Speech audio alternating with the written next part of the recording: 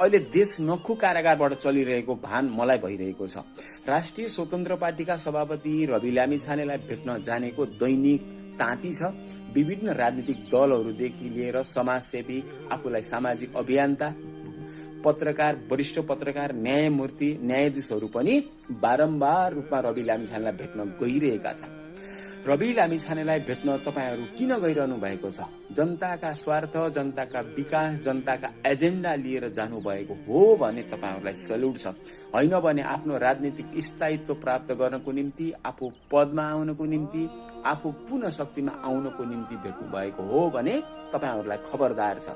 हिजो रवि लामिछानेलाई राज्यले झुट्टा मुद्दा लगाएर देश दौडा गराइरहँदा, जेरी जस्तै जेलिरहँदा तपाईले आफ्नो पार्टीमा, तपाईले अभियन्ताको रूपले या तपाईले न्यायाधीशको रूपले कुनै आवाज उठाउनु भयो? रवि लामिछानेलाई गलत भएको छ, रवि लामिछानेमाथि राज्यले प्रतिशोध साधेको छ भनेर कुनै आवाज उठाउनु भयो? उठाउनु भएन। यो प्रश्न आफूले आफैलाई सोधेर मात्रै जानु होला। तपाईहरू अहिले चुनावको माहौल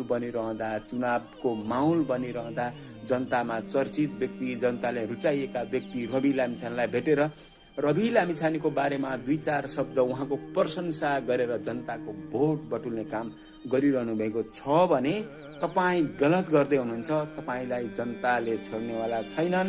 तपाईँ एजेन्डा लिएर जानुहोस्, विकास, जनताका समृद्धि, उन्नतिका कुराहरू लिएर जानुहोस्। तपाईहरू नयाँ परिवर्तनकारीहरू सबै मिल्नुहोस्, देश विकास गर्नुहोस्, कांग्रेस एमाले माओवादीलाई परास्त गर्नुहोस्।